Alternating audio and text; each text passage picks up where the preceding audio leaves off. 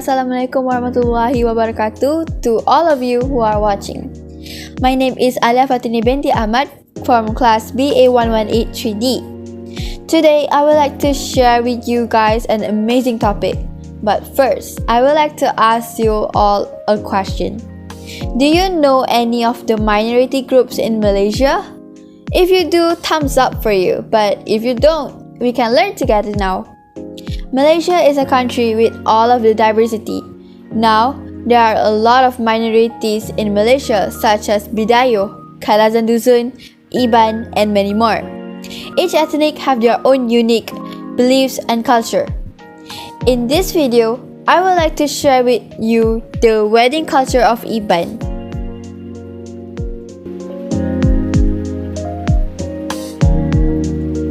Iban have a really extraordinary culture that's specially for their wedding ceremony.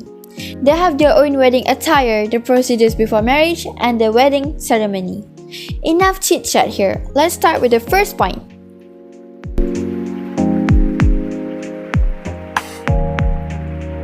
In Iban culture, they have their own wedding attire. The man will be needing to wear his own accessory, such as the famous headgear called ketapu. This headgear is decorated with hornbill and great argus feather. He will also need to wear the sword, belt, armlet, and anklet. For the woman, the main attraction on her is the high headgear called sugu tinggi. The woman will also need to wear petticoat with decorated belt, armlet, earrings, and the purse. Now we know that their wedding attires is really beautiful and eccentric. They really attract a lot of tourists by their traditional clothing. Let's move on to the next point.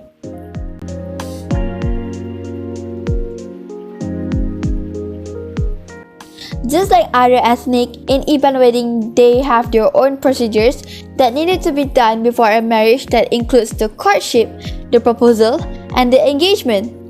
The courtship in Iban culture started when an Iban boy have the intention to marry a girl he's interested in and tell his parents about it. The boy's side will send his intention to the girl's parents. With that, it will lead to a proposal. The proposal in Iban culture is really unique. They use a method of babunga kajaku, that means to reveal a desire.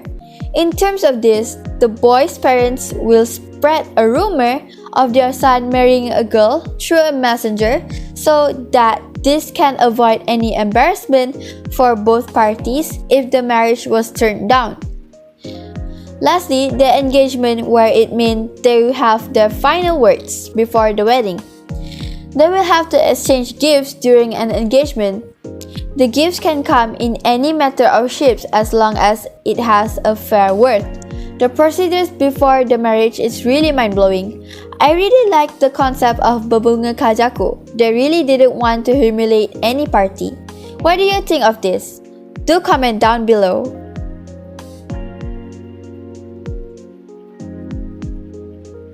Finally, the wedding ceremony starts after all of the steps. The wedding starts when the groom visits the bride's village by boat, and along that journey, they will beat the drum for casting away bad omen. Once they arrive, they will welcome by shots of gun from the bride sides, and the groom sides will fire the same amount of shots. Everyone will be seated after the drink tuak. The men will be seated in the gallery and the women in the apartment of the long house. The bride and groom will exchange their vows and introduce themselves to the both side of family. When the serious matters is done, they will enjoy themselves with a lot of food, drinks, and entertainments. You can tell now that Iban is a really unique and such mesmerizing culture that will attract you to learn their culture. Starting with their wedding attire, the procedures before marriage, and the wedding ceremony itself. Each of it have their own criteria. I hope you guys can understand the amazing culture of Iban now, and it can help to upgrade your knowledge. Thanks for watching my video. Have a great day. Bye bye!